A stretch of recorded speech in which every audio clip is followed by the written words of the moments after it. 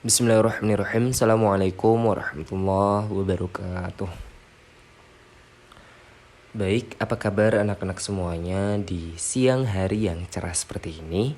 Semoga semuanya tetap sehat bareng keluarga di rumah. Amin ya robbal alamin. Nah, di kesempatan kali ini Pak Alim akan menjelaskan materi yang sangat luar biasa dan menarik sekali, yakni koordinat kartesius. Marilah kita awali kegiatan pembelajaran pada siang hari ini dengan membaca basmalah bersama-sama. Bismillahirrahmanirrahim. Nah, anak-anak sekalian, jangan lupa untuk presensi terlebih dahulu ya.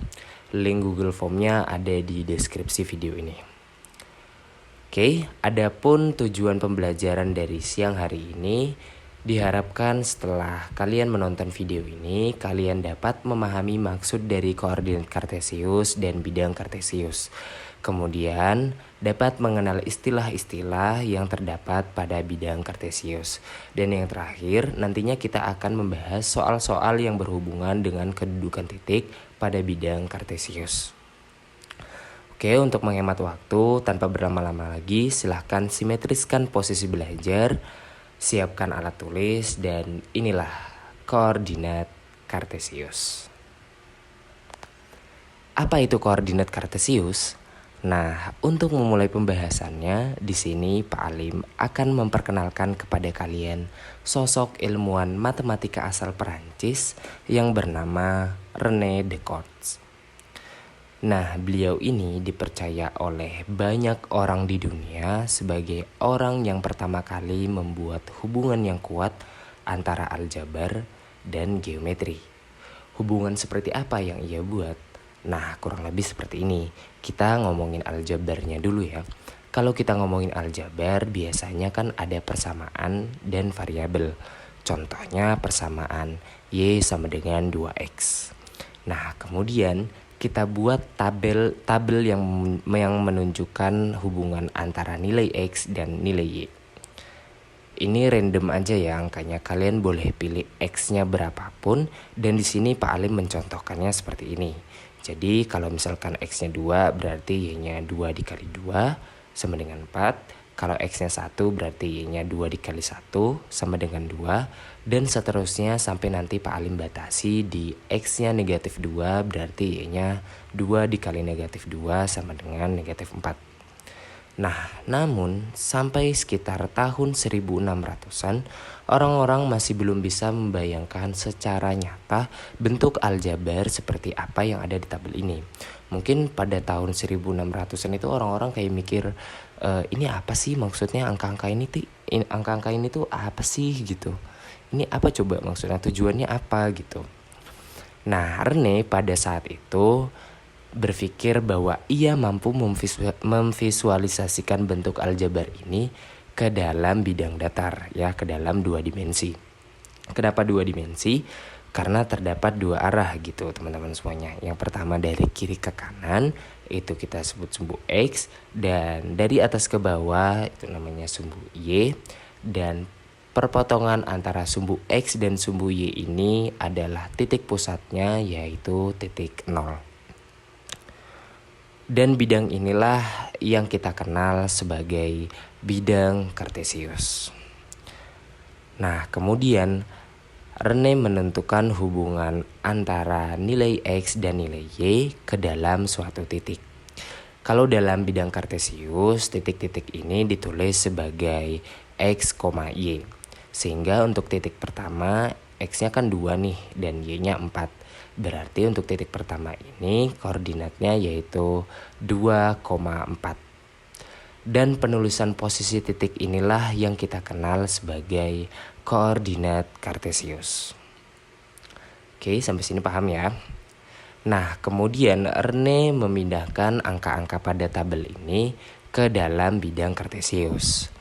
Oke. Yang pertama, X-nya 2 dan Y-nya 4 yang ada di tabel sebelah kiri ini ya teman-teman semuanya. Kemudian X-nya 1 dan Y-nya 2. Kemudian X-nya 0 dan Y-nya 0. Kemudian X-nya minus 1 dan Y-nya minus 2. Dan yang terakhir X-nya minus 2 dan Y-nya minus 4. Dan ternyata setelah titik-titik ini dihubungkan, terbentuklah sebuah garis lurus.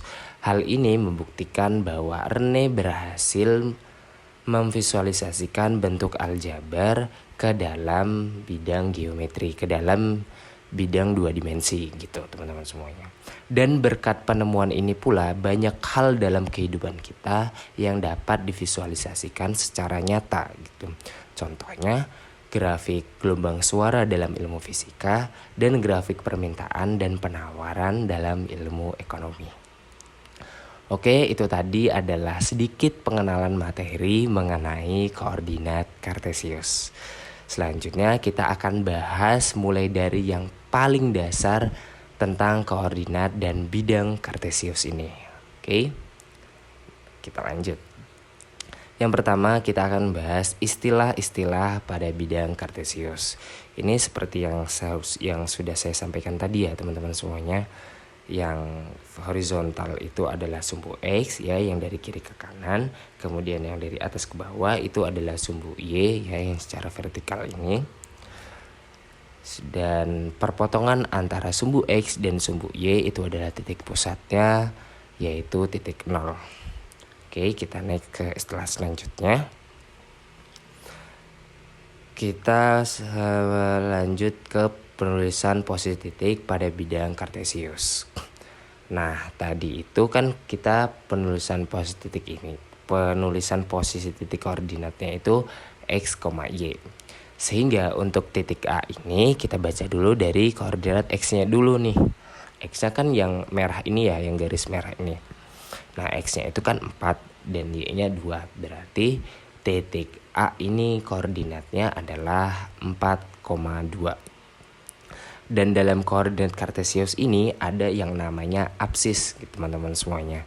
Nah, absis itu untuk titik X-nya aja, sedangkan ordinat itu untuk titik Y-nya aja. Berarti kalau absis dari titik A berapa tuh? Ya, betul, 4. Oke, berarti kalau untuk titik ordinat dari titik A berapa tuh? Iya bener, 2. Oke, biar kalian makin paham lagi, sekali lagi deh nih yang titik B. Koordinat titik B ini berapa nih? Kan X, Y. Berarti kita dari X-nya dulu nih. Titik X-nya tuh minus 5 dan titik Y-nya minus 3. Berarti koordinatnya minus 5, minus 3. Nah, untuk absis dari titik B adalah, iya betul, minus 5. Dan ordinat untuk titik B yaitu minus 3. Ingat ya, absis itu untuk X-nya aja dan ordinat itu untuk Y-nya aja. Oke, kita next ke istilah selanjutnya. Nah, bidang Kartesius ini terbagi menjadi 4 wilayah. Disebut kuadran. Kenapa kuadran? Karena ada 4 wilayah gitu teman-teman semuanya. Nah, kuadran yang pertama ini nilai X-nya positif dan nilainya Y-nya negatif. Artinya dari titik 0 ke kanan dan dari titik 0 ke atas. Nah, untuk kuadran 2 itu nilai X-nya negatif dan nilai Y-nya positif. Berarti dari titik pusat ke kiri dan titik pusat ke atas. Oke, kemudian kuadran 3 bernilai X-nya negatif dan Y-nya negatif. Itu artinya dari titik 0 ke kiri dan titik 0 ke bawah. Dan yang terakhir di sini kuadran keempat berisikan X-nya positif dan Y-nya negatif. Itu berarti dari X-nya dari titik 0 ke kanan dan dari titik 0 ke bawah. Kalian pelajari lagi ya ini tentang kuadran ini karena akan banyak keluar di materi-materi selanjutnya. Oke, kita lanjut ke pembahasan selanjutnya. Selanjutnya yaitu di sini adalah jarak titik terhadap sumbu X dan sumbu Y. Nah, menarik nih. Nah, di sini ada rumus untuk mencari jarak titik terhadap sumbu X dan jarak titik terhadap sumbu Y. Oke, rumusnya yaitu kalau misalkan yang ditanya sumbu X berarti kita ambil Y-nya yang positif. Kalau misalkan ditanya sumbu Y berarti kita ambil nilai X-nya yang positif. Contohnya untuk titik A dan titik B. Nah, kita ke titik A-nya dulu nih. Jarak titik A terhadap sumbu X adalah, nah ini kan kita sebenarnya tinggal ngitung aja ya. Kita ngitung dari gambar. Berarti jarak titik A-nya itu berarti 1, 2, 3. Berarti jaraknya adalah 3 satuan. Nah, kenapa harus ada rumus ini? Karena di soal-soal itu terkadang tidak ada gambarnya teman-teman semuanya. Jadi kita mencarinya itu langsung dari koordinatnya gitu. Koordinat untuk titik A ini berapa nih? Koordinat untuk titik A ini kan 2,3 nih teman-teman semuanya. Berarti yang ditanya ini kan sumbu X-nya. Berarti kita tinggal ambil aja Y-nya yang positif. Berarti untuk titik Y-nya yang positif itu berarti kan 3. Berarti kita langsung jawab aja di sini 3 satuan gitu. Nah, untuk jarak titik B terhadap sumbu Y.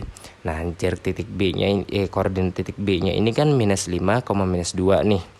Ya udah, kita langsung aja ambil titik X-nya yang positif. Berarti di sini kan -5, -2. Berarti X-nya positif, berarti 5 satuan gitu teman-teman semuanya. Oke, bisa dipahami ya. Oke, kemudian kita masuk ke contoh soal biar kalian makin paham lagi. Ini sebenarnya saya ingin menunjuk siswa. Saya dari tadi ini sebenarnya pengen interaksi sama siswa. Cuman gara-gara paket internet saya habis ya, saya ada terkendala masalah internet. Jadi ya terpaksa saya bantu kalian untuk menjawab soal-soal ini ya. Oke, absis dari titik K4,5 adalah, kita ingat-ingat lagi, absis itu berarti titik X-nya aja dan Y-nya itu dan ordinat itu adalah titik Y-nya aja. Nah, kalau misalkan koordinat kartesius itu kan kita menulis posisi titiknya 4,5 X, Y. Berarti untuk titik X-nya berarti berapa nih? Iya, benar. 4. Berarti jawabannya A, alfa. Next. Nah, koordinat titik H adalah koordinat titik H. Yang mana nih sumbu X, yang mana sumbu Y? Silakan, ayo. Iya bener. Berarti koordinat titik H di sini X, Y ya. Ingat penulisannya kembali harus X, Y. Berarti di sini 4,2. Berarti jawabannya B. Bravo. Next. Nah, titik yang ada pada kuadran 2 yaitu, kita ingat lagi nih, kuadran 2 tuh yang mana ya? Kalau kuadran 1 itu kan X-nya positif dan Y-nya positif. Kalau kuadran 2 itu X-nya negatif dan Y-nya positif. Kalau kuadran 3 itu X-nya negatif, Y-nya negatif. Kalau kuadran 4 itu X-nya positif dan Y-nya negatif. Berarti kuadran 2 itu yang mana ya kira-kira? Iya bener, kuadran 2 itu yang kiri atas. Berarti titik apa nih yang ada di kuadran 2? Bener, A dan B. Berarti jawabannya D, domba. Oke teman-teman semuanya, mungkin sekian yang dapat saya sampaikan pada pertemuan kali ini. Silakan apabila ada yang ingin ditanyakan boleh bertanya di grup WhatsApp. Nanti apabila saya ada waktu senggang langsung bakal saya bales. Dan sebelum mengakhiri, saya ingin memberikan tugas kepada teman-teman semuanya. Di sini ada satu tugas, silakan dikumpulkan di Google Classroom sebelum pertemuan minggu depan.